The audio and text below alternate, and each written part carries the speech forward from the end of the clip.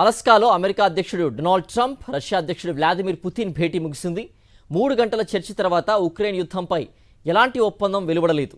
కానీ ఇద్దరి మధ్య వాతావరణం మాత్రం స్నేహపూర్వకంగానే సాగింది. ఈ భేటీ పుతిన్కు దౌత్య రంగంలో కొత్త ఊపుని తెచ్చిందని అంతర్జాతీయ మీడియా విశ్లేషించింది. 3 గంటల పాటు ట్రంప్, పుతిన్ ముఖాముఖి చర్చలు జరిపారు. కొన్ని అంశాలపై ఏకాభిప్రాయం కుదిరింది. ఇంకా కొన్ని మిగిలాయని డొనాల్డ్ ట్రంప్ చెప్పారు.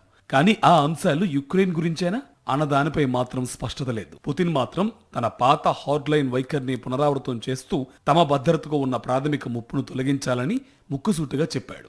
Really 5, 6, 7,000, thousands of people a week from being killed, and President Putin wants to see that as much as I do. So, again, Mr. President, I'd like to thank you very much, and we'll speak to you very soon, and probably see you again very soon. Thank you very much, Vladimir. Next time in Moscow. Oh, that's an interesting one. I don't know. I'll get a little heat on that one, but I could see it possibly happening. Thank you very much. Ukraine భూభాగంలో పెద్ద భాగం రష్యాకు అప్పగించాలని Putin demand, ఆయుధాలు వదిలివేయాలని demand చేస్తున్నారు. అలాగే నాటోలో చేరకూడదని, ప్రభుత్వం మారాలని పట్టుబడుతున్నారు పుతిన్.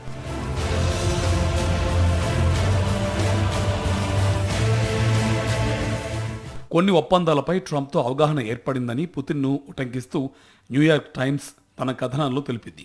కీవ్ సహా యూరోప్ రాజధానులు ఎటువంటి అడ్డంకులు సృష్టించకూడదని పుతిన్ కోరినట్టు తెలిపింది. డొనాల్డ్ ట్రంప్ 2022లో అధ్యక్షుడై ఉంటే యుద్ధమే జరిగేది కాదని రష్యా అధ్యక్షుడు అమెరికా అధ్యక్షుడిని ప్రశంసలతో ముంచెత్తారు. పుతిన్కు అమెరికా నేలపై ఇచ్చిన ఆతిథ్యం ప్రపంచం దృష్టిని ఆకర్షించిందని అమెరికన్ మీడియా శ్లాఘించింది. అనువాదకుడు లేకుండా ఈ ఇద్దరి భేటీ కావడం అపూర్వమని కూడా మీడియా పేర్కొంది.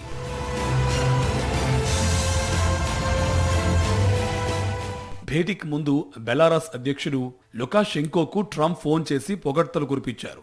అనుకున్న సమయానికి ముందే సమావేశం ముగిసింది. 2వ రౌండ్ చర్చ జరగకపోవడం గమనార్హం. పుతిన్ దౌత్యం విషయంలో ఒంటరిననే భావన నుంచి బయటపడ్డాడు. సమాచార యుద్ధంలో గెలిచాడని కీవ్ పార్లమెంటరీ విదేశాంగ కమిటీ చైర్మన్ మెరెజ్కో వ్యాఖ్యానించారు.